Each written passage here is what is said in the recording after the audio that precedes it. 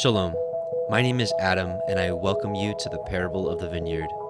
Every day, Yahweh is waking up a remnant, a group of people who are coming out of deceptions, realizing our walk is to consist of faith and obedience to His righteous commands.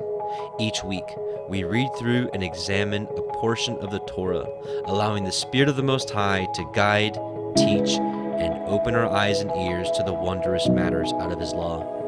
Join us as we seek to be refined by His Word, preparing ourselves for the return of our King of Kings, being faithful and obedient, walking in His way, truth, and life.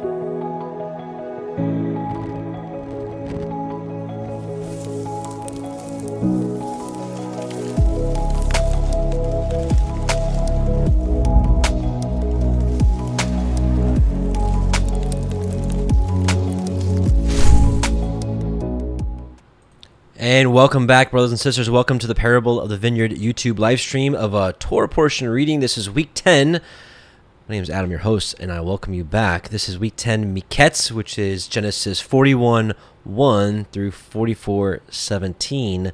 We have Pharaoh and his dream, Joseph interpreting them. Well, of course, Elohim interpreting them, using Joseph as his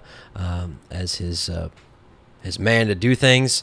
Joseph being elevated to being a ruler of Egypt. So, man, lots to go over in this one. Of course, and his brethren coming back to buy grain. And we're going to be doing a lot of cross-referencing in this Torah portion with the book of Yashar, which totally opens wide open the story and gives us so many different details we don't get in the book of Genesis. Which, by the way, quick note. Myself and brother Jake Grant, we've been working on the Word audio project, which is a dramatized reading of the Sefer. Some of you may have already seen it. Genesis is now finally complete.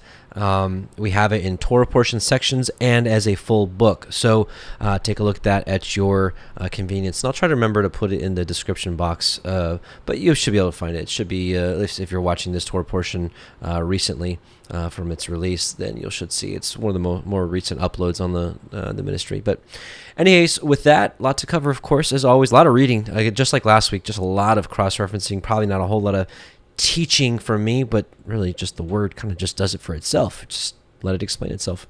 So with that, let's pray.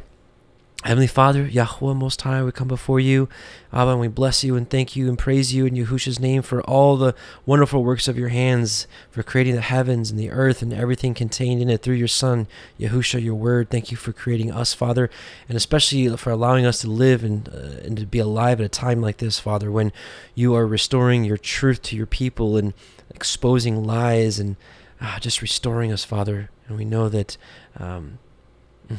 just your word is just restoration to our soul, and following you with all of our heart is what we've been seeking after all of our lives and didn't even know it until now. Thank you, Father, for sending your Son, Yahusha, that we may have forgiveness and reconciliation. And thank you for opening our eyes to your whole word in these last days. In his name, Yahusha, we do pray. Amen. Amen. And hallelujah. Yahuwah. Shofar.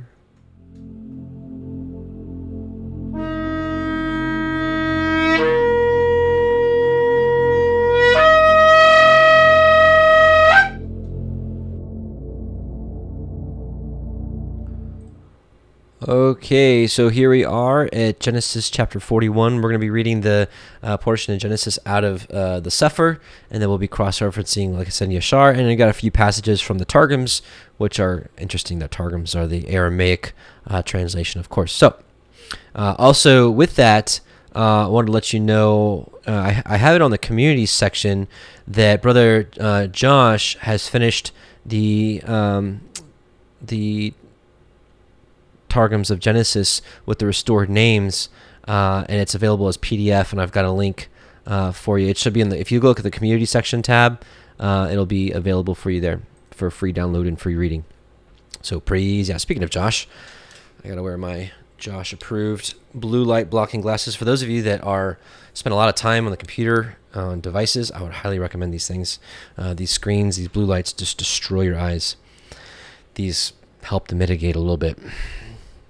All right, so Genesis 41:1. You didn't come here for lessons on life. You can't. Well, yeah, maybe, but you came here for the Torah, so let's read it. Genesis 4. You didn't come for me to tell you about your eyes. 41:1. And it came to pass at the end of 2 full years that Pharaoh dreamed, and behold, he stood by the river. And behold, there came up out of the river 7 well-favored kine and fat-fleshed, and they fed in a meadow. And behold, 7 other kine came up after them out of the river, ill-favored and lean-fleshed, and stood by the other kine upon the bank of the river. And the ill-favored and lean-fleshed kine did eat up the 7 well-favored and fat kine. So Pharaoh awoke. And he slept and dreamed the second time, and behold, 7 ears of grain came up on one stalk, rank and good. And behold, 7 thin ears and blasts of the east wind sprung up after them. And the 7 thin ears devoured the 7 rank and full ears. And Pharaoh awoke, and behold, it was a dream. And it came to pass in the morning that his ruach was troubled, and he sent and called for all the magicians of Mitzrayim, and all the wise men thereof. And Pharaoh told them his dream, but there was none that could interpret them unto Pharaoh. Then spoke the chief butler unto Pharaoh, saying, I do remember my faults this day. Pharaoh was wroth with his servants, and put me in ward in the captain of the guard's house, both me and the chief baker. And we dreamed a dream in one night, and we dreamed each man according to the interpretation of his dream. And there was with us a young man, an Ivri, a Hebrew, servant to the captain of the guard, and we told him, and he interpreted to us our dreams. To each man according to his dream did he interpret. And it came to pass, as he interpreted to us, so it was. He restored into my office, and him he hanged. Then Pharaoh sent and called Joseph, and they brought him hastily out of the dungeon. And he shaved himself, and changed his raiment, and came in unto Pharaoh. And Pharaoh said unto Joseph, I have dreamed a dream, and there is none that can interpret it. And I have heard say of you that you can understand and interpret understand a dream to interpret it. And Joseph answered Pharaoh, saying, It is not in me. Elohim shall give Pharaoh an answer of peace. And this is such a this is a lesson to learn that, and let's be honest with each other. You at home, if Yah has done a miracle for you in your life, raise your hand. I'll raise 2 of my hands because he's done so many for me. How many times has he used us to do something for somebody, right? And do we take the glory for ourselves, or do we give him the glory that's due? Well, of course we give him the glory that's due. So even Joseph is like, it's not me. Hey, it ain't me. It's Yah, the Elohim of heaven, right? We give glory to Yah where it's due, which is for pretty much everything, right? And there's a couple passages I want to read. First, obvious one, Psalm 29, 1-2. Give unto Yahweh, O you mighty, give unto Yahweh glory and strength. Give unto Yahweh the glory due unto his name. Worship Yahweh in the beauty of holiness. So David, a man after Yah's own heart. Do we not want to be men and women after Yah's own heart? Of course we do. And this is a major thing that David did. He just gave praise and gave glory to Yah for everything, right? Even the trials. There's a passage from a book called Gad the Seer. Gad the Seer was mentioned in 1 Chronicles 29:29.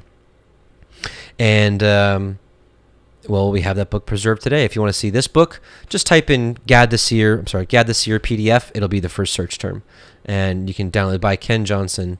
It's a very interesting work. Let's take a look at chapter 6. And I just want to read another passage of just David giving Elohim the glory and how Elohim loved it. All right, let's take a look here. Yeah, here we are. Okay. Gad the Seer, chapter 6. Yahweh said to Gad, Go tell David my servant, thus says Yahweh, let not the mighty man glory in his might, but let him that glories glory in this, that my help is with him. Then you should go and fear not, for Yahweh is with you. Jeremiah later on repeated this. And Gad came and told David what Yahweh had said. And David said to Gad, I have known the help of Yahweh from my youth. For who struck down the lion and the bear? Who destroyed the Philistines? Who destroyed my enemies? Was it not by the help of Elohim? And when Yahweh heard that, he was very pleased with David's heart. And he said, Because David has acknowledged my help instead of his own glory, my help will dwell in the house of David forever. Man, so yes, David did some amazing things. He killed a lion and a bear with his own hands. Like, what? What is that? What about the giant, right? Goliath of Gath? What did David be like? David like, yeah, I did these things. I'm a strong guy. Or was he like, how can I do that without him? He was my help. He was my deliverer.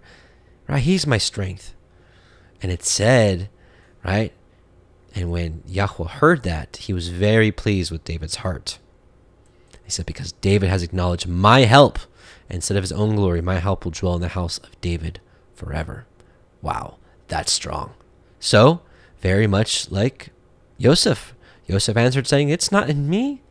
Elohim shall give Pharaoh the answer of peace. Right? I'm just going to be a vessel. How much more for us and the little things that we do here on a daily basis, right? When Yah uses us for things, I'll be the first one to tell you, if this ministry is any blessing to you, if there's any wisdom in these studies, boy, that's from Yah. Because I'll tell you, growing up, I was a pretty average student, not very studious. I didn't really rise above. I don't know. I think my intelligence level, growing up was probably average at best. So if you find that there's wisdom in these studies or wisdom in this ministry, I give Yah all the glory, all of it. I don't even know why he would use someone like me. But seriously, these are the things that we need to do. And how many times has he used you for something for good? And someone's like, oh, thank you, thank you, thank you. Elohim. Thank Elohim. All right. And one other example, you see here in Daniel chapter 2, very similar thing. Nebuchadnezzar has a dream. Verse 26, the king answered and said to Daniel, whose name was Belshazzar, are you able to make known unto me the dream of which I have seen and the interpretation thereof? Daniel answered in the presence of the king and said, the secret which the king has demanded cannot the wise men, the astrologers, the magicians, the soothsayers show unto the king. But there is a Elohim in heaven that reveals secrets and makes known to King Nebuchadnezzar what shall be in the latter days. Thy dream and the visions of thy head upon thy bed are these. So, right, Daniel knew. He knew to do the same thing. Okay, let's keep going. So Genesis 41:17. And Pharaoh said unto Yosef, in my dream, behold, I stood upon the bank of the river, and behold, there came up out of the river 7 kine, fat-fleshed and well-favored, and they fed in a meadow. And behold, 7 other kine came up after them, which kine is cows, poor and very ill-favored, and lean-fleshed, such as I never saw in all the land of Mitzrayim for badness. And the lean and ill-favored kine did eat up the first 7 fat kine. And when they had eaten them up, it could not be known that they had eaten them, but they were still ill-favored as at the beginning. So I awoke. And I saw in my dream, and behold, 7 ears came up in one stalk, full and good. And behold, 7 ears withered, thin, and blasted with the east wind sprung up after them. And the thin ears devoured the 7 good ears. And I told this unto the magicians, but there was none that could declare it unto me. And Yosef said unto Pharaoh, the dream of Pharaoh is one. Elohim has showed Pharaoh what he is about to do. The 7 good kine are 7 years, and the 7 good ears are 7 years. The dream is one. And the 7 thin and ill-favored kine that came up after them are 7 years. And the 7 empty ears blasted with the east wind shall be 7 years of famine. This is the thing which I have spoken unto Pharaoh. What Elohim is about to do, he shows unto Pharaoh. Behold, there come 7 years of great plenty throughout all the land of Mitzrayim. And there shall arise after them 7 years of famine. And all the plenty shall be forgotten in the land of Mitzrayim, and the famine shall consume the land. And the plenty shall not be known in the land by reason of that famine following, for it shall be very grievous. And for that the dream was doubled unto Pharaoh twice. It is because the thing is established by Elohim, and Elohim will shortly bring it to pass. Now therefore, let Pharaoh look out a man discreet and wise, and set him over the land of Mitzrayim. Let Pharaoh do this, and let him appoint officers over the land, and take up the 5th part of the land of Mitzrayim in the 7 plenteous years. Let them gather all the food of those years that come, and lay up grain under the hand of Pharaoh, and let them guard food in the cities, and that the food shall be for store to the land against the 7 years of famine, which shall be in the land of Mitzrayim, that the land perish not through the famine.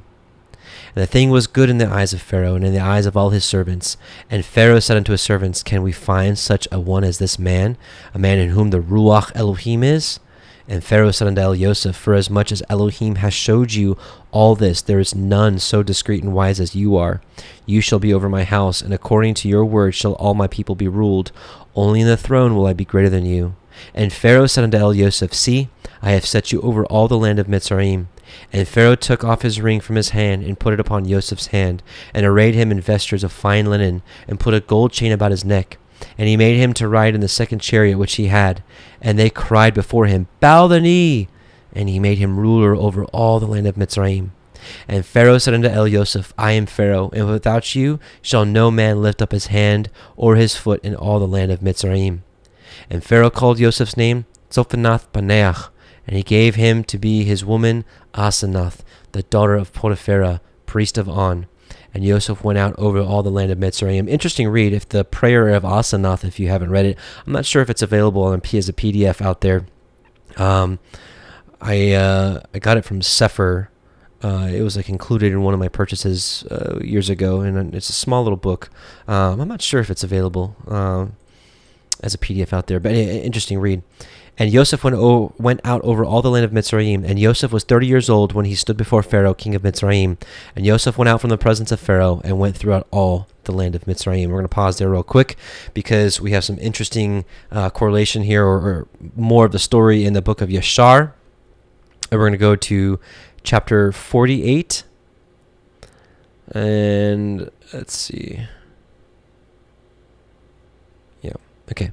Yashar 48. Let me zoom in a little bit here, maybe. Yeah. And we're going to do Yashar 48:24 through 49:30. And the king heard all the words of the wise men of Egypt and their interpretation of his dreams, and none of them pleased the king. So the king called all the wise men, the astrologers, the soothsayers, just like Nebuchadnezzar did, and they're all giving him different interpretations. And Pharaoh's like, "No, I'm not good with this. Y'all are lying." Just like Nebuchadnezzar was like, "Yeah." And the king knew in his wisdom that they did not altogether speak correctly in all these words, for this was from Yahweh to frustrate the words of the wise men of Egypt, in order that Joseph might go forth from the house of confinement, and in order that he should become great in Egypt.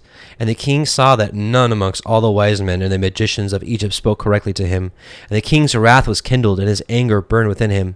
And the king commanded that all the wise men and magicians should go out from before him, and they all went out from before the king with shame and disgrace.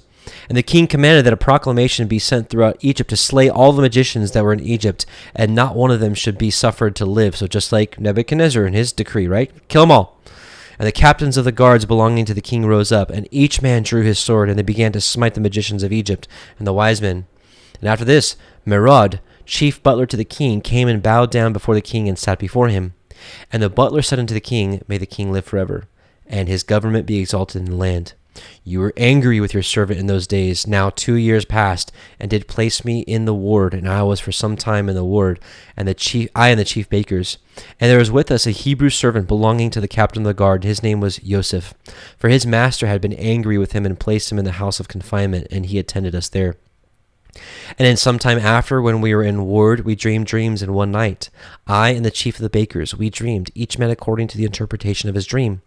And we came in the morning and told them to that servant, and he interpreted to us our dreams. To each man according to his dream did he correctly interpret. And it came to pass, as he interpreted to us, so was the event. There fell not to the ground any of his words. And now, therefore, my master and king, do not slay the people of Egypt for naught. Behold, that slave is still confined in the house by the captain of the guard, his master, in the house of confinement. If it pleases the king, let him send for him, that he may come before thee, and he will make known to thee the correct interpretation of the dream which you did dream. And the king heard the words of the chief butler, and the king ordered that the wise men of Egypt should not be slain. And the king ordered his servants to bring Joseph before him. And the king said unto them, Go to him, and do not terrify him, lest he be confused and will not know to speak properly. And the servants of the king went to Joseph, and they brought him hastily out of the dungeon. And the king's servants shaved him, and he changed his prison garments, and came before the king. And the king was sitting upon his royal throne in a princely dress, girded around with a golden ephod, and the fine gold which was upon it sparkled, and the carbuncle, and the ruby, and the emerald, together with all the precious stones that were upon the king's head, dazzled the eye. And Joseph wondered greatly at the king. And the throne upon which the king sat was covered with gold and silver and with onyx stones, and it had 70 steps. And it was their custom throughout the land of Egypt that every man who came to speak to the king, if he was a prince or one that was estimable in the sight of the king, he ascended to the king's throne as far as the 31st step, and the king would ascend to the 36th step and speak with him. If he was one of the common people, he ascended to the 3rd step, and the king would ascend to the 4th and speak to him. And their custom was, moreover, that any man who understood to speak in all the 70 languages, he ascended the 70 steps and went up and spoke till he reached the king. And any man who could not complete the 70, he ascended as many steps as the languages which he knew to speak in. And it was customary in those days in Egypt that no one should reign over them but who understood to speak in the 70 languages. And when Joseph came before the king, he bowed down to the ground before the king, and he ascended to the 3rd step. And the king sat upon the 4th step and spoke with Joseph. And the king said unto Joseph, I dreamed a dream, and there is no interpreter to interpret it properly. And I commanded this day that all the magicians of Egypt and the wise men thereof should come before me, and I related my dreams to them, and no one has properly interpreted them to me. And after this day I heard concerning you that you are a wise man, and can correctly interpret every dream that you hear. And Joseph answered Pharaoh, saying, Let Pharaoh relate his dreams that he dreams. Surely the interpretations belong to Elohim. And Pharaoh related his dreams to Joseph, the dream of the kine, and the dream of the ears of corn, and the king left off speaking. And Joseph was then clothed with the spirit of Elohim before the king, and he knew all things that would befall the king from that day forward. And he knew the proper interpretation of the king's dream, and he spoke before the king. And Joseph found favor in the sight of the king, and the king inclined his ears and his heart, and he heard all the words of Joseph. And Joseph said unto the king, Do not imagine that they are 2 dreams, for it is only one dream. For that which Elohim has chosen to do throughout the land, he has shown to the king in his dream that this is the proper interpretation of your dream. The 7 good kine and 7 ears of corn are 7 years, and the 7 bad kine and the ears of corn are also 7 years. It is one dream. Behold, the 7 years that are coming there will be great and plenty throughout the land. And after that, the 7 years of famine will follow them, a very grievous famine, and all the plenty will be forgotten from the land, and the famine will consume the inhabitants of the land. The king dreamed one dream, and the dream was therefore repeated unto Pharaoh, because the thing is established by Elohim, and Elohim will shortly bring it to pass. Now therefore I will give you counsel, and deliver your soul and the souls of the inhabitants of the land from the evil of the famine that you seek throughout thy kingdom for a man very discreet and wise, who knows all the affairs of government, and appoint him to superintend over the land. And let the man whom you place over Egypt appoint officers unto him, that they gather in all food of the good years that are coming in, and let them lay up corn and deposit it in thy appointed stores. And let them keep that food for the 7 years of famine, that it may be found for you and your people and thy whole land, that you and your land be not cut off by the famine. You know, it's interesting, just something to take from Joseph, because I think a lot of us know, I think almost everybody that's probably watching this has an idea that we're in the end days. And while, you know, the days of famine that are mentioned in the book of Revelation, it's certainly interesting that it could be in a spiritual sense, a famine of the word, right? Like Amos says, behold, there comes a day of famine, not a famine of bread, but of the hearing of the word of Elohim. They'll go here and there and they won't find it. I think there's a lot to be said about that in the last days, but I also do believe that there will be a literal famine. So, you know, I think it's wise that we first and foremost spiritually prepare ourselves, our family, get our walk straight and our repentance, and you know, have the obedience to go alongside our faith. Spiritually prepare, right? You know, all that comes along with that. But I think it's also kind of wise to physically prepare. And I think one of the best ways to prepare is storing grain, because you saw that this grain stored for 7 years. Matter of fact, they'll say that the grain will store for hundreds, if not thousands of years. And I'm talking about like wheat berries. If you haven't seen the video I posted, it's also on the community section tab of Parable of the Vineyard, The Bread of Life by Sue Becker, that Nathan and Chelsea Reynolds posted up. You know, I think we should be milling our own bread and baking our own bread. But nevertheless, I think having stores of grain, I think really the only kind of prepping I'm doing moving forward is storing grain, kind of like Joseph stored up grain. It says corn in here, but it's not talking about like corn on the cob. It's talking about corn like grain, like wheat berries. So I think it's a little bit both. I'd say it's 80% spiritual preparation and maybe 20% physical preparation. I think people can get too focused on the physical preparation. I know there's a time in my life where I did, 2015, 2016. I was like prepper, you know. But anyways, you know, if we're walking in Torah, well, it's Torah to prepare. Let all the inhabitants of the land also be ordered that they gather in every man the produce of his field, all sorts of food during the 7 good years, that they place it in their stores, that it may be found for them in the days of the famine, and they may live upon it. This is the proper interpretation of your dream, and this is the counsel given to save your soul and the souls of all your subjects. And the king answered and said unto Joseph, Who says and who knows that all thy words are correct? And he said unto the king, This shall be a sign for you respecting all my words, that they are true, and that my advice is good for you.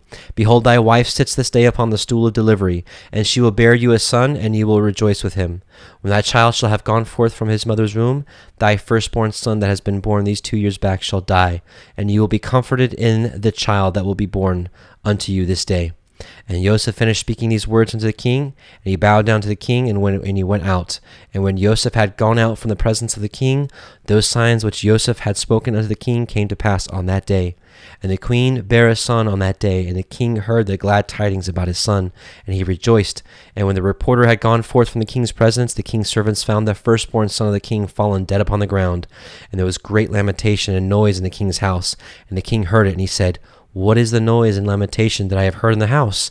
And they told the king that his firstborn son had died. Then the king knew that all Joseph's words that he had spoken were correct, and the king was consoled for his son by the child that was born to him on that day, as Joseph had spoken. We're going to keep going, chapter 49. We're going to read to verse 30 here. After these things, the king sent and assembled all his officers and servants and all the princes and nobles belonging to the king, and they all came before the king. And the king said unto them, Behold, you have seen and heard all the words of this Hebrew man, and all the signs which he declared would come to pass, and not any of his words have fallen to the ground. You know that he has given a proper interpretation of the dream, and it will surely come to pass. Now therefore take counsel, and know what you will do, and how the land will be delivered from the famine. Seek now and see whether the like can be found, in whose heart there is wisdom and knowledge, and I will appoint him over the land. For you have heard what the Hebrew man has advised concerning this, to save the land therewith from the famine. And I know that the land will not be delivered from the famine, but with the advice of the Hebrew man, him that he advised me. And they all answered the king and said, The counsel which the Hebrew has given concerning this is good. Now therefore, our master and king, behold, the whole land is in your hand. Do which seems good in your sight. Him who you choose, and whom you in your wisdom knows to be wise and capable of delivering the land, with his wisdom shall the king appoint to be under him over the land. And the king said to all the officers, I have thought that since Elohim has made known to the Hebrew man all that he has spoken, there is none so discreet and wise in the whole land as he is. If it seem good in your sight, I will place him over the land, for he will save the land with his wisdom. And all the officers answered the king and said, But surely it is written in the laws of Egypt, and it should not be violated, that no man shall reign over Egypt, nor be the second to the king, but one who has knowledge in all the languages of the sons of men. Now therefore, our master and king, behold, this Hebrew man can only speak the Hebrew language, and how then can he be over us, the second under government, and a man who does not even know our language? Right? This is why the book of Yashar makes so much sense, right? These are like things that would totally come up, and you're just like, I know the Torah, it just gives us a quick, brief, history, but I love the details, and if you love the details, well, this book gives it to us. Now we pray you, send for him, and let him come before you, and prove him in all things, and do as you see fit. And the king said, It shall be done tomorrow, and the thing that you have spoken is good. And all the officers came on that day before the king. And on that night Yahweh sent one of his ministering angels, and he came into Joseph in the land of, and he came into the land of Egypt unto Joseph. The angel of Yahweh stood over Joseph, and behold, Joseph was lying in the bed at night in his master's house in the dungeon, for his master had put him back into the dungeon on account of his wife. And the angel roused him from his sleep, and Joseph rose up and stood upon his legs, and behold, the angel of Yahweh was standing opposite to him. And the angel of Yahweh spoke with Joseph, and he taught him all the languages of man in that night, and he called his name Jehoshaphat. Now, this is interesting because the book of Yashar, once again, is confirmed here through a very interesting passage here. And it comes from, I'll show you, it's Psalm 81:5. This he ordained in Joseph for a testimony when he went out through the land of Egypt, where I heard a language that I understood not. Now, what's interesting about this is if you actually look up this word, I'll show it to you. If you look up Psalm 81:5, this he ordained in Joseph, right? And you're like, okay, well, what's different about this? Well, if you actually look at the Hebrew word used here in Psalm 81:5, it was only used one time, and it's actually Yehoseph.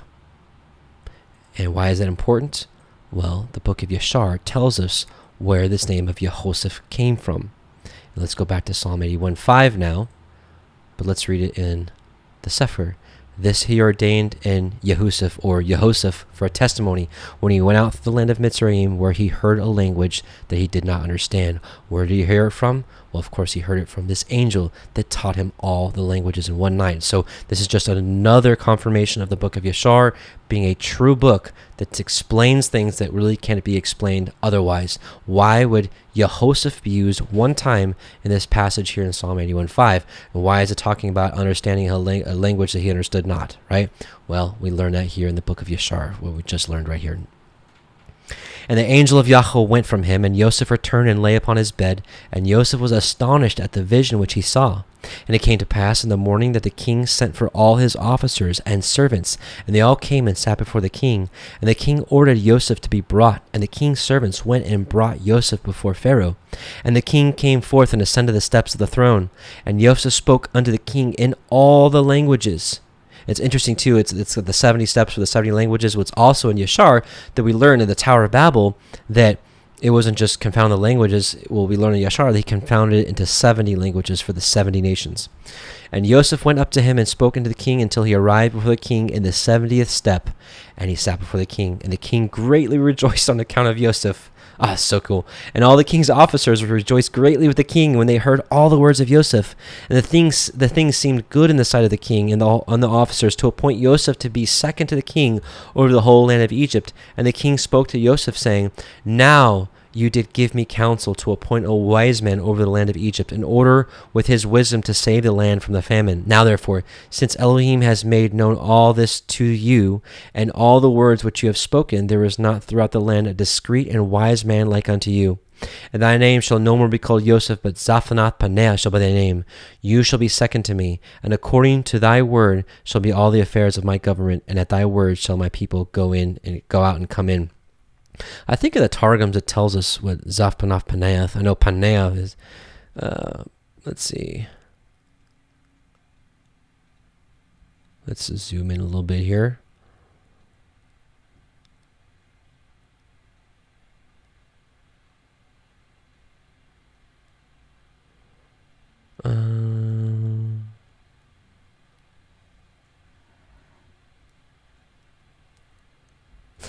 The man who reveals mysteries. Zaphanath Paneah means the man who reveals mysteries. Yeah. Interesting.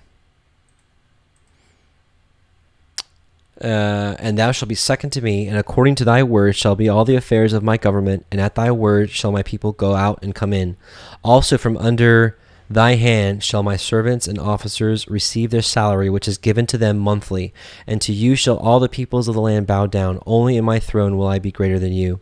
And the king took off his ring from his hand and put it upon the hand of Joseph. And the king dressed Joseph in a princely garment, and he put a golden crown upon his head, and he put a golden chain upon his neck. And the king commanded his servants, and they made him ride in the second chariot belonging to the king, that went opposite to the king's chariot. And he caused him to ride upon a great and strong horse from the king's horses, and to be conducted through the streets of the land of Egypt. And the king commanded that all those that played upon timbrels and harps and other musical instruments should go forth with Joseph, 1,000 timbrels and 1,000 mecholot and 1,000 nebalim went after him, and 5,000 men with drawn swords glittering in their hands, and they went marching and playing before Joseph. And 20,000 of the great men of the king, girt with girdles of skin covered with gold, marched at the right hand of Joseph, and 20,000 at his left. And all the women and damsels went upon the roofs and stood in the streets, playing and rejoicing at Joseph, gazed at the appearance of Joseph and at his beauty. And the king's people went before him, and behind him perfuming the road with frankincense and with cassia and with all sorts of fine perfumes, scattered myrrh and aloes along the road. And 20 men proclaimed these words before him throughout the land in a loud voice. Do you see this man whom the king has chosen to be a second? All the affairs of government shall be regulated by him. And he that transgresses his orders or that does not bow down before him to the ground shall die, for he rebels against the king and his second. And when the heralds had ceased proclaiming, all the people of Egypt bowed down to the ground before Joseph and said, May the king live, may also his second live. And all the inhabitants of Egypt bowed down along the road. And when the heralds approached them, they bowed down, and they rejoiced with all sorts of timbrels, Mechol and Nabal before Joseph. And Joseph upon his horse lifted up his eyes to heaven, and he called out and said, He raises the poor man from the dust, he lifts up the needy from the dunghill. O Yahweh Sebaot, happy is the man who trusts in you. Hallelujah. And what an interesting picture of Joseph in prison, patience, trusted in Yah, and was lifted up into glory and to honor. And think about it. I don't know if we think about this enough, but I sometimes think about it that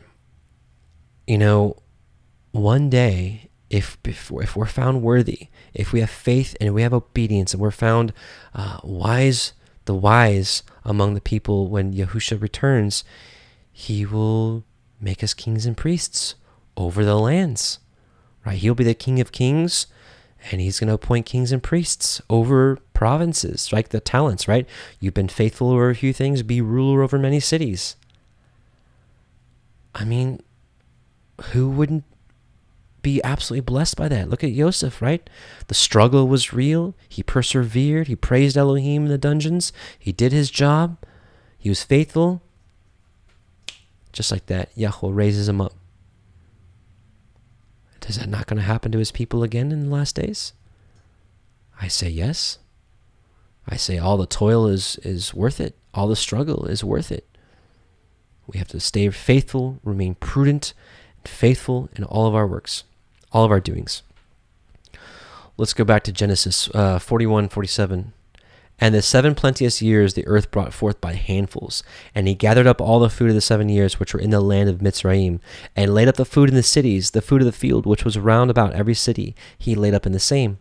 And Joseph gathered grain as the sand of the sea, very much, until he left numbering, for it was without number. And unto Joseph were born 2 sons before the years of famine came, which Asenath, the daughter of Potiphar, priest of On, bore unto him. And Joseph called the name of the firstborn Manasseh, for Elohim said, He has made me to forget all my toil and all my father's house. And the name of the second was called Ephraim, for Elohim has caused me to be fruitful in the land of my affliction. And believe it or not, this land that we're in, most of the viewers on this ministry are in the United States. I believe the United States is Egypt all over again, right?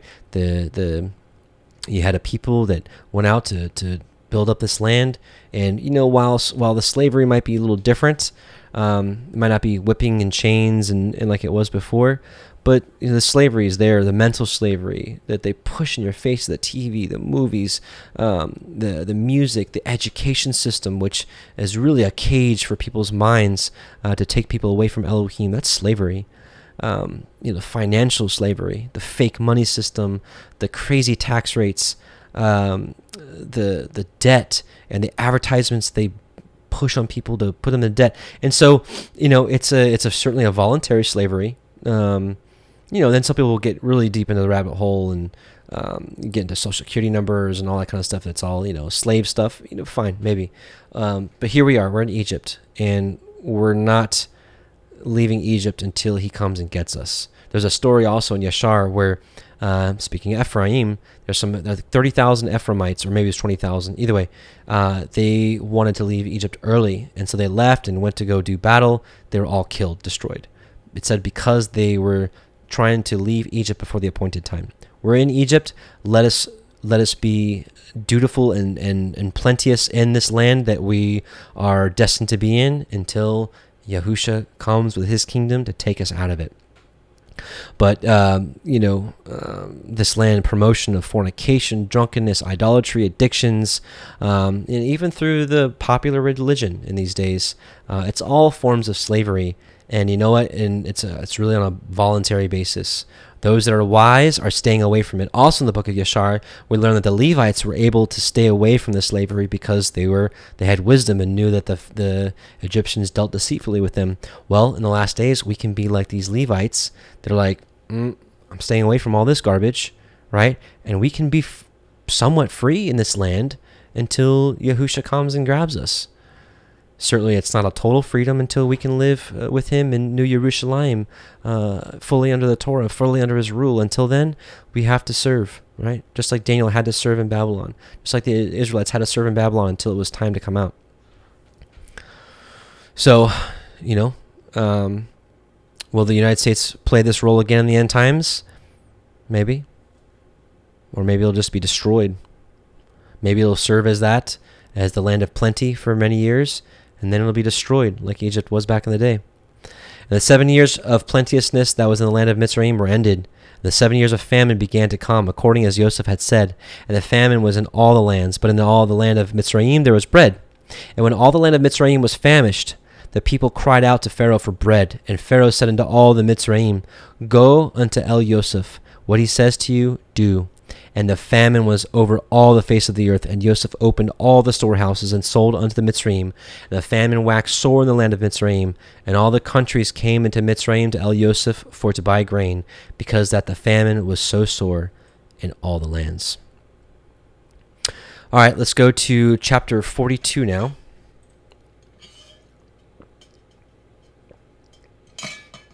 And speaking of Egypt, there's an interesting passage in 2 Esdras, chapter 15, verses 1 through 12. Let's read this.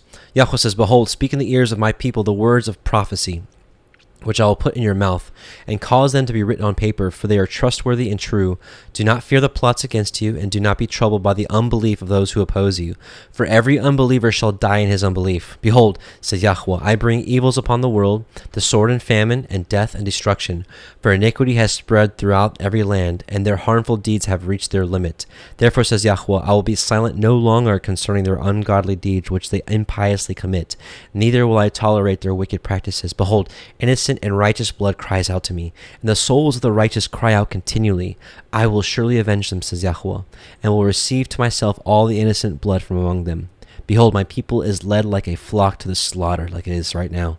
I will not allow them to live any longer in the land of Egypt, but I will bring them out with a mighty hand and with an uplifted arm, and will smite Egypt with plagues as before, and will destroy all its land. Let Egypt mourn and its foundations for the plague of chastisement and punishment that Yahweh will bring upon it. So it's going to happen all over again, right? The book of Revelation is like the book of Exodus all over again. All right, chapter 42. Chapter 42. Now, when Yaakov saw that there was grain in Mitzrayim, Yaakov said unto his sons, Why do you look one upon another? And he said, Behold, I have heard that there is grain in Mitzrayim.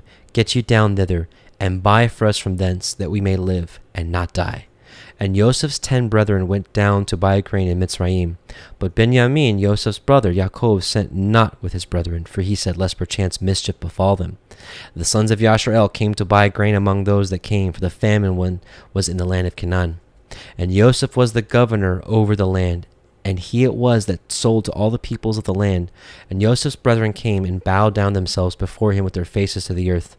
And Joseph saw his brethren, and he knew them, but he made himself strange unto them, and spoke roughly unto them. And he said unto them, Whence come you? And they said, From the land of Canaan to buy food.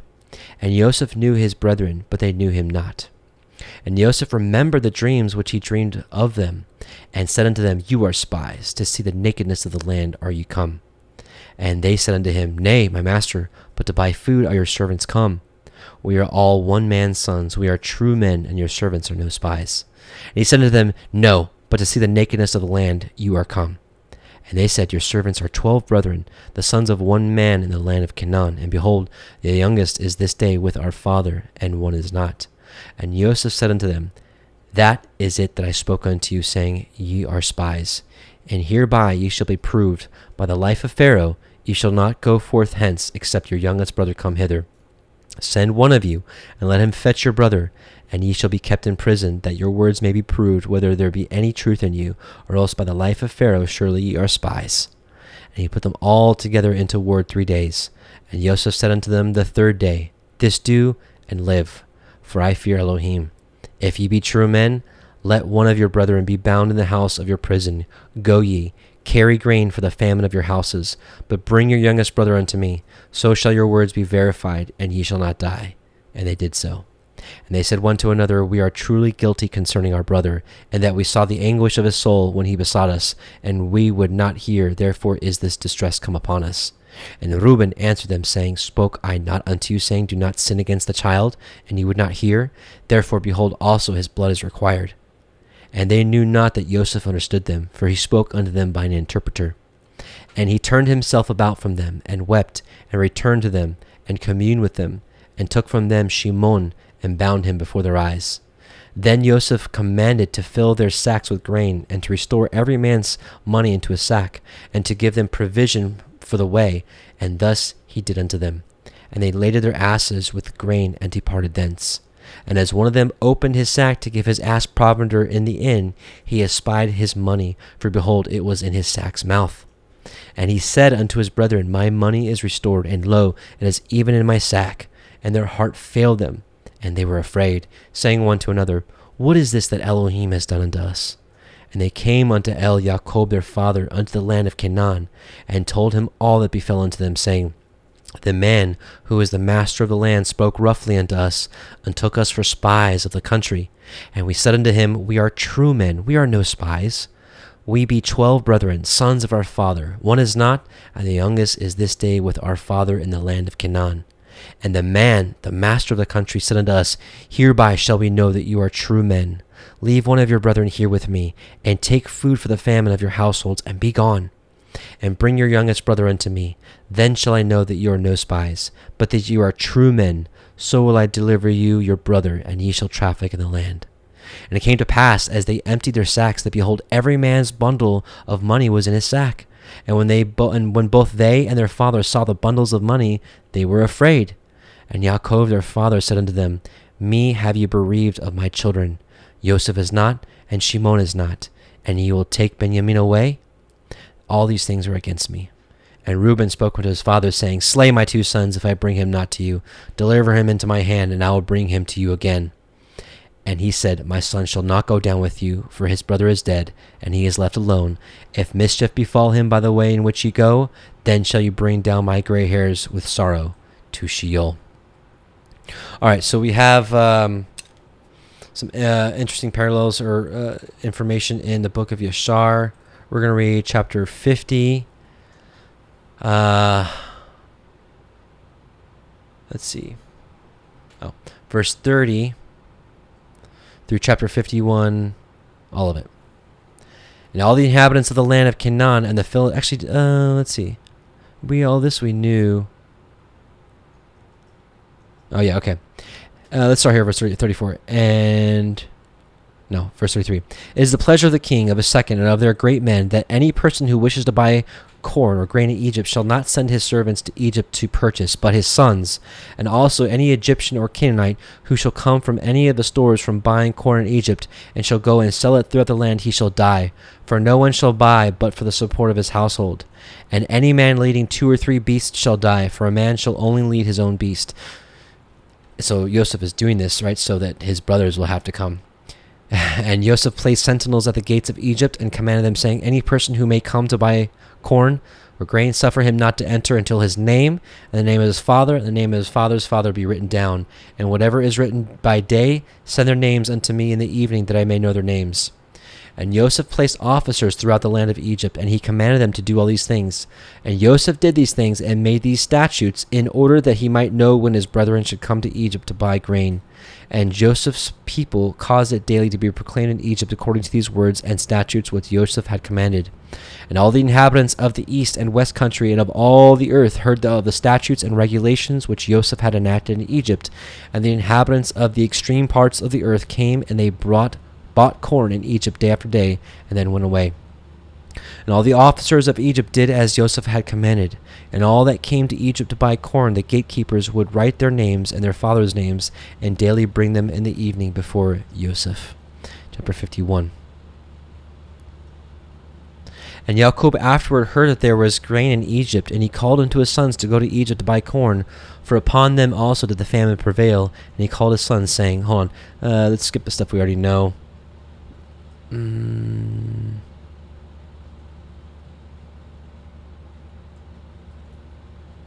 Okay. And the sons of Jacob agreed to do this thing and strengthened themselves on account of Joseph. Oh, I'm sorry, I'm not going to read 6. And whilst the sons of Jacob were going on the road, they repented of what they had done to Joseph. And they spoke to each other, saying, we know that our brother Joseph went down to Egypt, and we will now seek him where we will go. And if we find him, we will take him from his master for a ransom, and if not, by force, and we will die for him. The sons of Jacob agreed to this thing and strengthened themselves on account of Joseph to deliver him from the hand of his master. The sons of Jacob went to Egypt, and when they came near to Egypt, they separated from each other, and they came through the 10 gates of Egypt. And the gatekeepers wrote their names on that day and brought them to Joseph in the evening. And Joseph read the names from the hand of the gatekeepers of the city, and he found that his brethren had entered at the 10 gates of the city.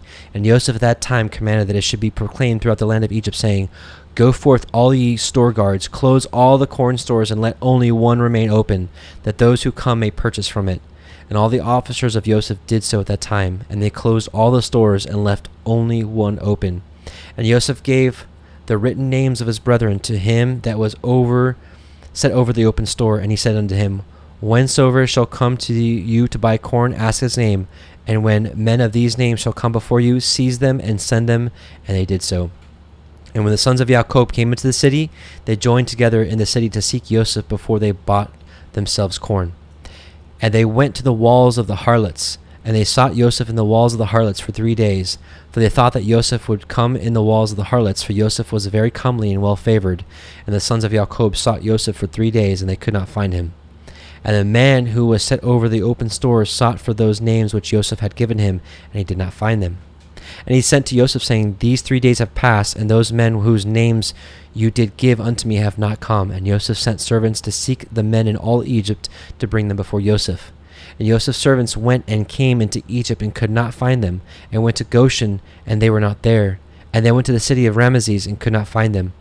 And Joseph continued to send 16 servants to seek his brothers, and they went and spread themselves in the 4 corners of the city. And the 4 of the servants went into the house of the harlots, and they found the 10 men there seeking their brother. And those 4 men took them and brought them before him, and they bowed down to him to the ground.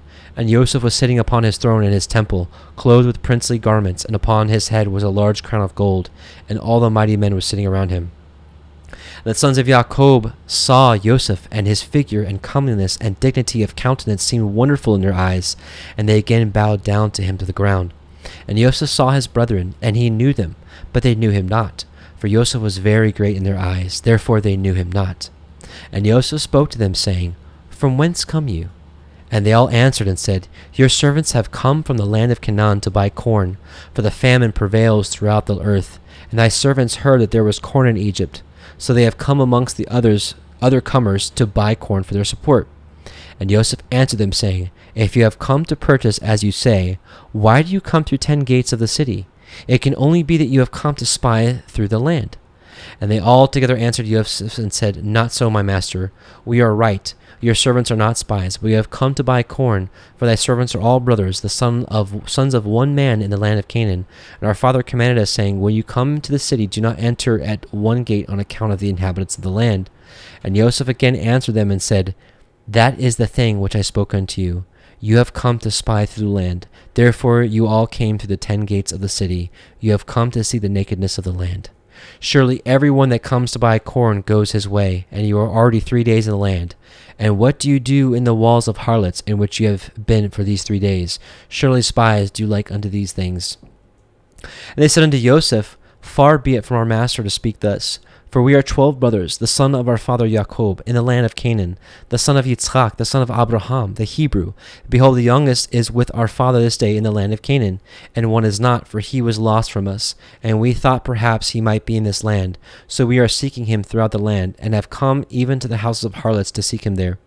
And Joseph said unto them, and have you then sought him throughout the whole earth, that there only remains Egypt for you to seek him in? And what also should your brother do in the houses of harlots, although he were in Egypt? Have you not said that you were from the sons of Yitzhak, the son of Abraham? And what shall the sons of Jacob do then in the houses of harlots? And they said unto him, Because we heard that the Ishmaelites stole him from us, and it was told unto us that they sold him in Egypt. And thy servant our brother is a very comely and well favored. So we thought that he would surely be in the houses of harlots. Therefore thy servants went there to seek him and give him ransom for him. And Joseph still answered them, saying, Surely you speak falsely and utter lies, to say of yourselves that you are the sons of Abraham. As Pharaoh lives, you are spies. Therefore you have come to the house of harlots, they should not be known. And Joseph said unto them, And now, if you find him, and his master requires of you a great price, will you give it for him? And they said, It shall be given.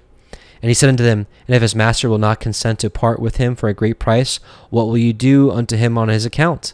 And they answered him, saying, If you will not give him unto us, we will slay him, and take our brother, and go away. And Joseph said unto them, That is the thing which I have spoken unto you. You are spies, for you are come to slay the inhabitants of the land. For we heard that 2 of your brethren smote all the inhabitants of Shechem in the land of Canaan on account of your sister. And now you come to do the like in Egypt on account of your brother? Only hereby shall I know that you are true men. If you will send home one from amongst you to fetch all your youngest brother from your father, and to bring him here unto me, and by doing this I will know that you are right. And Joseph called to 70 of his mighty men, and he said unto them, Take these men and bring them into ward. And the mighty men took the 10 men, and they laid hold of them, and put them into ward, and they were in the ward 3 days. And on the 3rd day Joseph had them brought out of the ward, and he said unto them, Do this for yourselves, if you be true men, so that you may live. One of your brethren shall be confined in ward, whilst you go and take home the corn for your household to the land of Canaan, and fetch your youngest brother, and bring him here unto me, that I may know that you are true men when you do this thing. And Joseph went out from them, and came into the chamber, and wept a great weeping, for his pity was excited for them, and he washed his face. Remember, we were talking a couple weeks ago about how these are, soft people, right? Tender-hearted. Well, at least Joseph was. And he returned again to them, and he took Simeon from them, and ordered him to be bound. But Simeon was not willing to be done so, for he was a very powerful man, and they could not bind him. And Joseph called unto his mighty men, and 70 valiant men came before him with drawn swords in their hands, and the sons of Jacob were terrified at them. And Joseph said unto them, Seize this man, and confine him in prison until his brethren come to him. And Joseph's valiant men hastened, and they all laid hold of Simeon to bind him. And Simeon gave a loud and terrible shriek, and the cry was heard at a distance. And all the valiant men of Joseph were terrified at the sounds of the shriek, that they fell upon their faces, and they were greatly afraid and fled. And all the men that were with Joseph fled, for they were greatly afraid of their lives. And only Joseph and Manasseh his son remained there.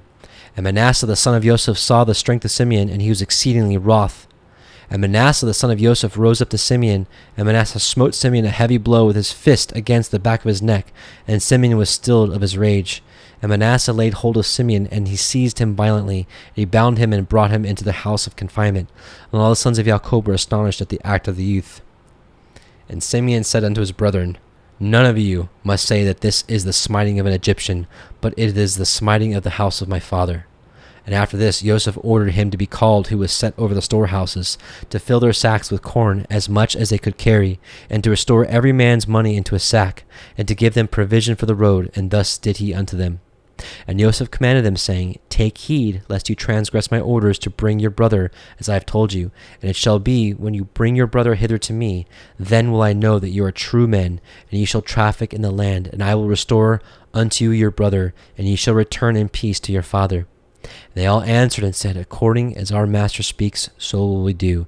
And they bowed down to him to the ground. And every man lifted his corn upon his ass, and they went out to go to the land of Canaan to their father. And they came to the inn, and Levi spread his sack to give provender to his ass. And when he saw, and behold, his money was full weight, was still in his sack. And the man was greatly afraid. And he said to his brethren, My money is restored, and lo, it is even in my sack. And the men were greatly afraid, and they said, What is this that Elohim has done unto us? And they all said, And where is Yahweh's kindness with our fathers, with Abraham, Yitzhak, and Jacob, that Yahweh has this day delivered us into the hands of the king of Egypt to contrive against us? And Judah said unto them, Surely we are guilty sinners before Yahweh our Elohim, in having sold our brother, our own flesh. And wherefore do you say, Where is Yahweh's kindness with our fathers? And Reuben said unto them, Said I not unto you, Do not sin against the lad? And you would not listen to me? Now Elohim requires him from us, and how dare you say, Where is Yahweh's kindness with our fathers, whilst you have sinned unto Yahweh? And they tarried overnight in that place. And they rose up early in the morning and laded their asses with their corn, and they led them and went on and came to their father's house in the land of Canaan. And Jacob and his household went out to meet his sons, and Jacob saw, and behold, their brother Simeon was not with them. And Jacob said unto his sons, Where is your brother Simeon, whom I do not see? And his sons told him all that had befallen them in Egypt. Okay, so now we're going to take a look at the Targums. We're going to look at chapter 42, verses 6 through 7. And Joseph was ruler over all the land, and he knew that his brethren had come to buy. For he had appointed notaries at the gates of the city to register daily of everyone who came in, his name and the name of his father. And he it was who sold corn to all the people of the land. And the brethren of Joseph came, and he looked through them all the streets and the public places and hospices, but could not find him. And they came unto his house and worshipped him with their faces to the ground. And Joseph saw his brethren and recognized them, but he made himself as a stranger in their eyes. And he spoke hard words unto them and said unto them, Where come you? And they said, From the land of Canaan to buy corn. So here we have a confirmation of the book of Yashar about the notaries, the men stationed at the gates to get the names. Verse 23, But they knew not that Joseph understood and heard the set-apart language, for Manasseh was interpreter between them. So we see that Manasseh was there by his side, kind of like we saw in Yashar. Recently, there's been some people coming against the book of Yashar, so I fully believe the book of Yashar is inspired. Is it possible that there's some additions or there's some changes here and there? Sure. I mean, just like we see in the Masoretic text, and that's why we look at multiple sources, but as a whole, I believe the book of Yashar is the book that's mentioned in Joshua 10:13, and is it 1 Samuel 1:18 or 2 Samuel 1:18? Either way, but I'm going to continue to stand tall for this book because I do believe it is the true book of Yashar.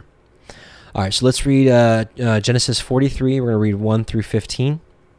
And the famine was so sore in the land, and it came to pass, when they had eaten up the grain which they had brought out of Mitzrayim, their father said unto them, Go again, buy us a little food. And Yehudah spoke unto him, saying, The man did solemnly protest unto us, saying, Ye shall not see my face, except your brother be with you. If you will send our brother with us, we will go down and buy food. But if you will not send him, we will not go down. For the man said unto us, Ye shall not see my face, except your brother be with you. And Yashar said, Wherefore dealt ye so ill with me, as to tell the man whether ye had yet a brother? And they said, The man asked us straitly of our state, and of our kindred, saying, Is your father yet alive? Have ye another brother? And we told him according to the tenor of these words. Could we certainly know that he would say, Bring your brother down? And Yehudah said unto Yashar his father, Send the lad with me, and we will arise and go, that we may live and not die, both we and you, and also our little ones. I will be surety for him. Of my hand shall you require him. If I bring him not unto you, and set him before you, then let me bear the blame forever. For except we had lingered, surely now we had returned the second time. And their father Yashar said unto them, If it must be so now, do this. Take of the best fruits in the land of your vessels, and carry down the man a little present, a little balm, a little honey, spices, myrrh, nuts, and almonds. And take double money in your hand, and the money that was brought again in the mouth of your sacks, carried again in your hand, perchance it was an oversight. So these are honest people, right? They're like, hey, the money should have been taken, the money's still here, let's bring it back with us. Not like, oh, sweet. So it's like, modern day context, let's say you're at the grocery store and something accidentally wasn't scanned, right? Let's say, like this has happened to me, right? Let's say, like sometimes the kids sit in the cart and, one time there was something underneath, they were sitting on something and we got to the parking lot unloading and it was like, something was there. Like, oh no, we didn't pay for that. So the Torah tells us to, not steal. So in modern day context, we would go back and we would pay for the items, right? So they're doing it's just a very, it's probably a no-brainer for you at this point, but just in case, if someone gives you extra change, right, accidentally, like they're supposed to give you whatever change, and they give you an extra bill or something, even if it's $1, right? We should be exact in our transactions. You'd be like, no, this dollar is extra. And people will be like, what? We should be a blessing in this earth. We should be a blessing to people. We should be a breath of fresh air. So just something to consider. Take also your brother and arise and go again unto the man. And El Shaddai give you mercy before the man, that he may send away your other brother, and Benjamin. If I be bereaved of my children, I am bereaved. And the men took the present, and they took double money in their hand, and Benjamin rose up and went down to Mitzrayim and stood before Yosef. So let's take a look at Yashar 52. We're going to look at 26 to the end. And Yaakov rose up from his sons and spread forth his hands, and he prayed unto Yahweh on account of his sons, saying, O Yahweh, the Elohim of heaven and earth, remember thy covenant with our father Abraham, remember it with my father Yitzchak, and deal kindly with my sons, and deliver them not into the hands of the king of Egypt. Do it, I pray you, O Elohim, for the sake of thy mercies, and redeem all my children, and rescue them from the Egyptian power, and send them their 2 brothers. All the wives of the sons of Jacob and their children lifted up their eyes to heaven, and they all wept before Yahweh, and cried unto him to deliver their fathers from the hand of the king of Egypt. And Jacob wrote out a record to the king of Egypt, and gave it unto the hand of Yehudah, into the hands of his sons for the king of Egypt, saying, so he sent him a little note, From thy servant Jacob, son of Yitzchak, son of Abraham, the Hebrew, the prince of Elohim, to the powerful and wise king, the revealer of secrets, king of Egypt, greeting. Be it known unto my master, the king of Egypt, the famine was sore upon us in the land of Canaan. And I sent my sons to you to buy us a little food from you for our support. For my sons surrounded me, and I being very old cannot see with my eyes, for my eyes have become very heavy through age, as well as with daily weeping for my son Joseph, who was lost from before me. And I commanded my sons that they should not enter the gates of the city when they came to Egypt on account of the inhabitants of the land. And I also commanded them to go about Egypt to seek for my son Joseph, perhaps they might find him there. They did so, and you did consider them as spies of the land. Have we not heard concerning you that you did interpret Pharaoh's dream, and did speak truly unto him? How then do you not know in your wisdom whether my sons are spies or not? Now therefore, my master and king, behold, I have sent my son before you, as you did speak unto my sons. I beseech you to put your eyes upon him until he is returned to me in peace with his brethren. For you do not know, or have you not heard, or do you not know, or have you not heard, which our Elohim did unto Pharaoh when he took my mother Sarah, and what he did unto Abimelech, king of the Philistines, on account of her, and also what our father Abraham did unto the 9 kings of Elam, and how he smote them all with a few men that were with him, and also what my 2 sons, Simeon and Levi, did unto the 8 cities of the Amorites, and how they destroyed them on account of their sister Dinah, and also on account of their brother Benjamin, they consoled themselves for the loss of his brother Joseph. What will they then do for him when they see that the hand of any people prevailing over them for his sake?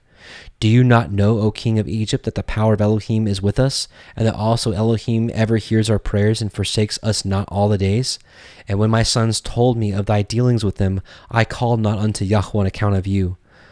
For then you would have perished with thy men before my son Benjamin came before you. But I thought that as Simeon my son was in your house, perhaps you might deal kindly with him. Therefore I did not this thing unto you. Now therefore, behold, Benjamin my son comes unto you with my sons. Take heed of him, and put thy eyes upon him, and then will Elohim place his eyes over you and throughout your kingdom. Now I have told you all that is in my heart, and behold, my sons are coming to you with their brother. Examine the face of the whole earth for their sake, and send them back in peace with their brethren. And Jacob gave the record to his sons in the care of Judah to give it unto the king of Egypt. And okay. So let's keep going here. And verse, I think this is supposed to be here. I'm sorry, I'm just looking at my notes and I put something in the wrong place. Okay. All right, Genesis 43:16. And when Joseph saw Benjamin with them, he said to the ruler of his house, Bring these men home and slay and make ready, for these men shall dine with me at noon.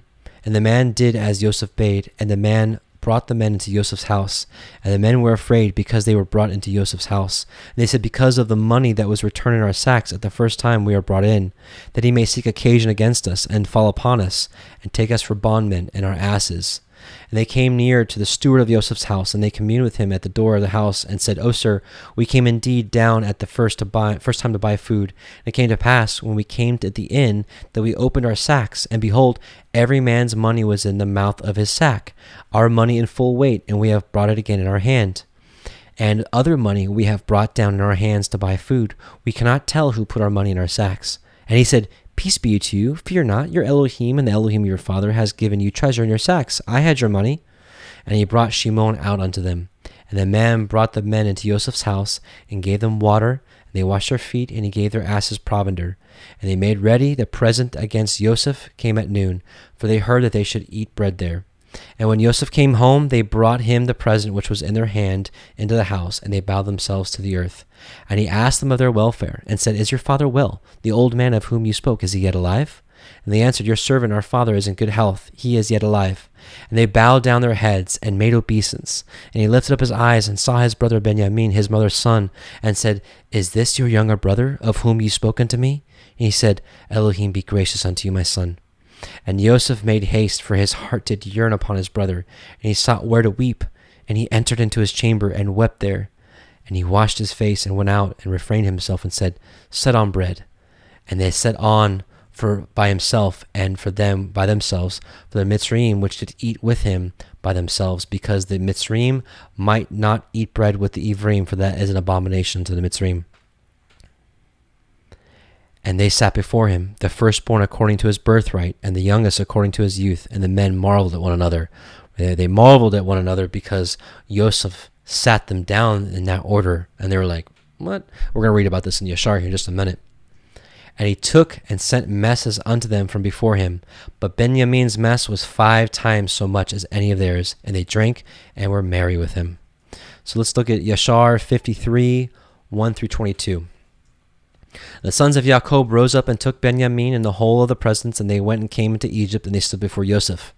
And Joseph beheld his brother Benjamin with them, and he saluted them. And these men came to Joseph's house. And Joseph commanded the superintendent of his house to give to his brethren to eat, and he did so unto them. And at noontime Joseph sent for the men to come before him with Benjamin. And the men told the superintendent of Joseph's house concerning the silver that was returned in their sacks. And he said unto them, It will be well with you, fear not. And he brought their brother Simeon unto them. And Simeon said unto his brethren, The master of the Egyptians has acted very kindly unto me.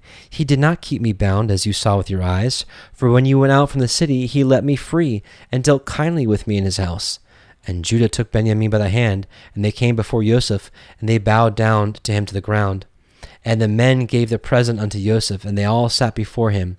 And Joseph said unto them, Is it well with you? Is it well with your children? Is it well with your aged father? And they said, It is well. And Judah took the record which Jacob had sent and gave it into the hands of Joseph. And Joseph read the letter and knew his father's writing, and he wished to weep. And he went into an inner room, and he wept a great weeping, and he went out. And he lifted up his eyes and beheld his brother Benjamin, and he said, Is this your brother of whom you spoke unto me? And Benjamin approached Joseph. And Joseph placed his hand upon his head, and he said unto him, May Elohim be gracious unto you, my son. And when Joseph saw his brother, the son of his mother, he again wished to weep. And he entered the chamber, and he wept there. And he washed his face, and went out and refrained from weeping. And he said, Prepare food. And Joseph had a cup from which he drank, and it was of silver, beautifully inlaid with onyx stones and bdellium. And Joseph struck the cup in the sight of his brethren, whilst they were sitting to eat with him. And Joseph said unto the men, I know by this cup that Reuben the firstborn, Simeon and Levi and Judah, Issachar and Zebulun are the children from one mother. Seat yourselves to eat according to your births. And he also placed the others according to their births. And he said, I know that this your youngest brother has no brother, and I like him have no brother. He shall therefore sit down to eat with me. And so this is why the brethren were like astonished, right? And the men marveled at one another. And they sat before him, the firstborn according to his birthright, and the youngest according to his youth. And the men marveled at one another, right? Why would they marvel at one another, right? Because they sat themselves according to the birthright, the birth order? No, because Joseph did.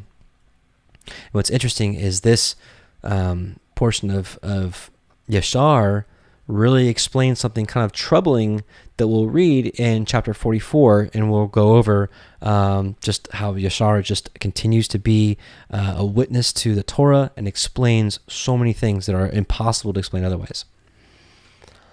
And Benjamin went up before Joseph and sat upon the throne. So remember the story here, how he placed them according to their births, and he did it right. He did it according to this cup. I know by this cup, right? His cup. He's divining by this cup, quote unquote. He's making them think he's divining. Because otherwise they'd be like, how do you know this, right? And the men beheld the acts of Joseph, and they were astonished at them. And the men ate, right, so they marveled. And the men ate and drank at that time with Joseph, and he gave them presents unto them. And Joseph gave one gift unto Benjamin. And Manasseh and Ephraim saw the acts of their father, and they also gave presents unto him. And Asenath gave him one present, and there were 5 presents in the hand of Benjamin. And Joseph brought them out wine to drink, and they would not drink. And they said, From the day on which Joseph was lost, we have not drunk wine, nor eaten any delicacies. And Joseph swore unto them, and he pressed them hard, and they drank plentifully with him on that day. And Joseph afterward turned to his brother Benjamin to speak with him. And Benjamin was still sitting on the throne before Joseph. And Joseph said unto him, Have you gotten any children? And he said, Thy servant has 10 sons. And these are the names, Bela, Becher, Ashbal, Gera, Naaman, Achi, Rosh, Mupim, Hupim, and Ord. And I call their names after my brother whom I have not seen. And he ordered them to bring before him his map of the stars, whereby Joseph knew all the times. And Joseph said unto Benjamin, I have heard that the Hebrews are acquainted with all wisdom. Do you know anything of this? And Benjamin said, Thy servant is knowing also in all the wisdom which my father taught me. And Joseph said unto Benjamin, Look now at this instrument, and understand where thy brother Joseph is in Egypt, who you said went down into Egypt. And Benjamin held that instrument with a map of the stars of heaven, and he was wise and looked therein to know where his brother was. And Benjamin divided the whole land of Egypt into 4 divisions. And he found that he who was sitting upon the throne before him was his brother Joseph. And Benjamin wondered greatly. And when Joseph saw that his brother Benjamin was so much astonished, he said unto Benjamin, What have you seen, and why are you so astonished? And Benjamin said unto Joseph, I can see by this, that Joseph my brother sits here with me upon the throne. And Joseph said unto him, I am Joseph your brother. Reveal not this thing unto thy brethren. Behold, I will send you with them when they go away, and I will command them to be brought back again to the city, and I will take you away from them. And if they dare their lives to fight for you, then I shall know that they have repented of what they did unto me, and I will make myself known unto them. And if they forsake you when I take you, then shall you remain with me, and I will wrangle with them, and they shall go away, and I will not become known unto them. So this tells us exactly what's going on, why he sets up the cup, which we're about to see, and why Benjamin already knew what was going on. So let's finish up here. Actually, it's like let's see, Targums. We're going to read the Targums here.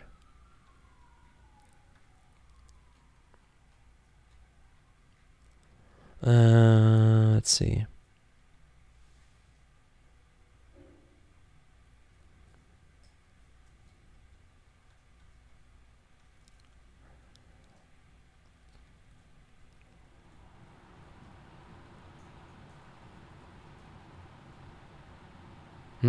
Okay.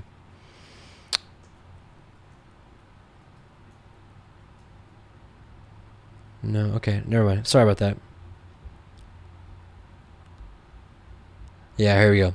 And they sat around him, the greatest according to his majority, and less according to his minority. For he had taken the silver cup in his hand, and sounding as if divining, he had set in order the sons of Leah on one side, the son of Zilpah on the other side, and the sons of Bilhah on the other side.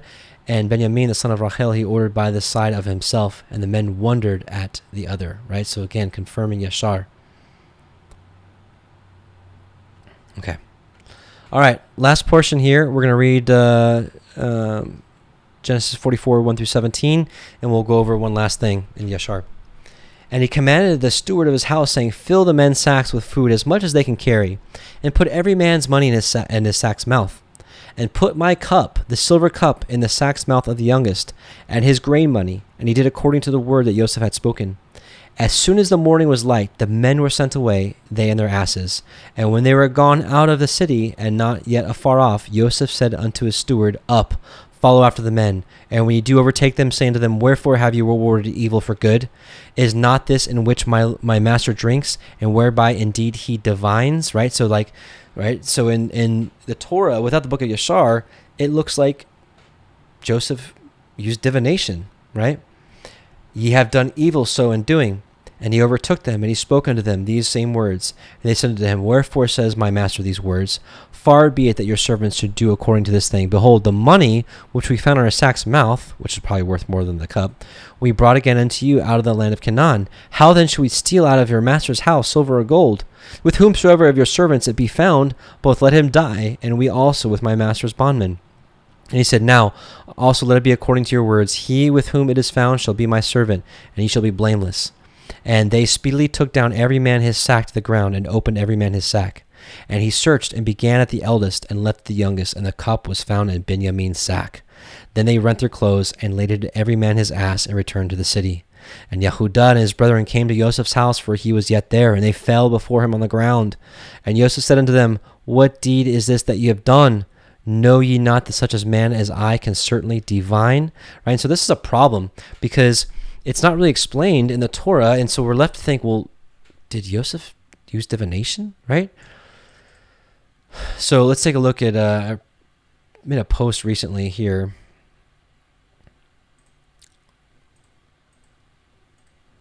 Right? So did Joseph use divination? And Joseph said unto them, What deed is this that ye have done? Know ye not that such a man as I can certainly divine? So this is strictly against Torah. There shall not be found among you anyone that makes his son or his daughter to pass through the fire, that uses divination. Right? Deuteronomy 18:10. So was Joseph, right? The Torah leaves us to kind of like, well, did he divine or not? So why would Joseph proclaim he could use divination then? The book of Yashar tells us the story of why, and we already read this, of course, that he sat them according to their birth. So no, Joseph did not divine. He was merely keeping up the act that he portrayed at dinner to conceal himself, or lunch. Praise Yah for opening the books for us in the last days, which answer so many questions plainly. Praise Yah. 44:16, and Yehudah said, What shall we say unto my master? What shall we speak, or how shall we clear ourselves? Elohim has found out the iniquity of your servants. Behold, we are my master's servants, both we and he also with whom the cup is found. And he said, Far be it that I should do so, but the man in whose hand the cup is found, he shall be my servant. And as for you, get you up in the peace unto your father. And that is the end of the Torah portion for this week. So, a lot of reading, and hopefully you found it to be a blessing as I did, that we read through these books and see, all the rest of the details, because honestly, that's kind of where I'm at in this walk, is I want to know all the extra details about the Torah. I want to learn, I want to glean every bit of the story that I possibly can, and I'm very thankful to Yah for books like Yashar, Jubilees, the Apocrypha, and many others that just bust wide open so many falsehoods in these last days, and show us the truth of the Torah and explain the situation in much more detail. Very thankful. So let's pray. Heavenly Father, Yahweh, we come before you again and bless you and thank you for your word. Father, may you continue to soften our heart, that we may receive your word, that we may be hearers and doers of it. Father, thank you for this Torah, which is, and your whole word, which is a lamp to our feet in these dark, dark days, Father. And we just pray that we can be found worthy when Messiah, Yahushua, comes and returns to gather his people. We want to be found as the wise and the ready and the faithful and the diligent. Father, we want to hear, well done, faithful servants. Father, help us that we may be worthy of such a thing. We love you and bless you and thank you for Messiah Yahushua and his sacrifice and our redemption and forgiveness and reconciliation through him and his blood. We love you, and Shabbat Shalom and Shabbat Shalom. Thank you for this weekly appointment, Father, that we have with you to study your word together. Thank you for allowing this platform to stand, that we may gather this way. And we ask that you continue to protect us, Father. We also want to pray for so many of us that are going through so many trials and tribulations in this time.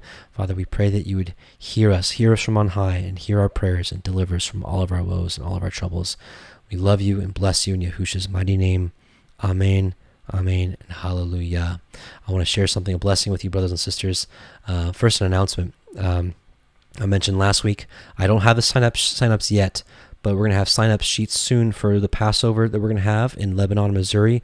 It's going to be an 8-day camping trip, kind of like we did it for Sukkot. We're at the same place we did it for Sukkot. Sukkot was probably the most amazing time of my life. So we're going to do Passover the same way, right? It's going to be in Lebanon, Missouri. It's going to be from April 14th through the 24th, so actually 10 days. April 15th through the 24th. I'll get the day straight, but roughly around that time. So if you're interested, mark your calendars, and I'll have sign-up sheets soon. I'm only going to be announcing this at the end of Torah portions, so that, people who come to the end of Torah portions probably are pretty serious about their walk. You're still here. Also, I want to share a blessing with you. I came out to California to minister unto my earthly father, who grew up a Jew but then became an atheist. Through his sickness and his trials and tribulations. and that Yah has allowed me to share the word and minister unto my father. He has called upon the name of Yahusha, right, and asked for forgiveness, and is praying to Yahweh through Yahusha, which is a miracle. So I'd ask you to keep, I know you have lots to pray about. Would love to see my father continue in this walk and it not be a flash in the pan thing, because his health has also gotten better again. So his name is Chaim, which means life. His name is Chaim. If you can keep him in prayers, much appreciated. Very thankful for this trip. It's been a blessing to be out here in California, but I can tell you I'm ready to come home too. Not a big fan of Southern California anymore these days. So with that, brothers and sisters, blessings to you in Shabbat Shalom. May your Shabbat continue to be filled with Shalom. And we're going to do two songs. We'll do the priestly blessing, and we're going to do the song of Sukkot, the song that has some footage from our Sukkot, and a song that I made 2 days after we got back because I was kind of homesick. I missed my family, and I felt I'll give praise to Yah that we had a term. We had two sayings at Sukkot was praise Yah and shalom.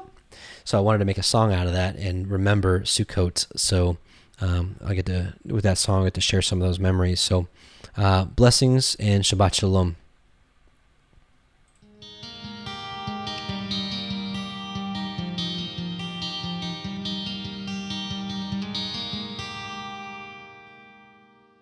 יברכך יחוה וישמרך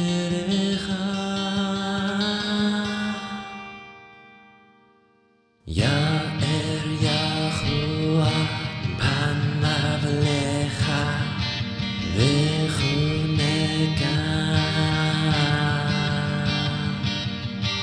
יישא יחוה פניו לך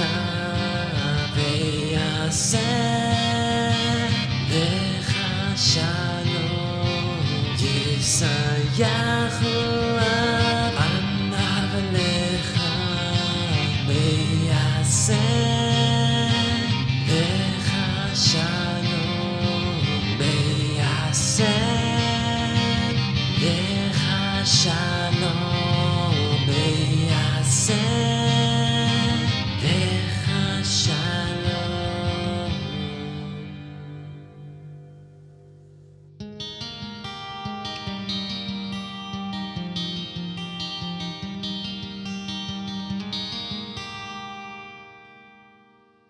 Yahuwah bless you and keep you. Yahuwah make his face shine upon you and be gracious unto you. Yahuwah lift up his countenance upon you and give you peace. Yahuwah make his face shine upon you and be gracious unto you.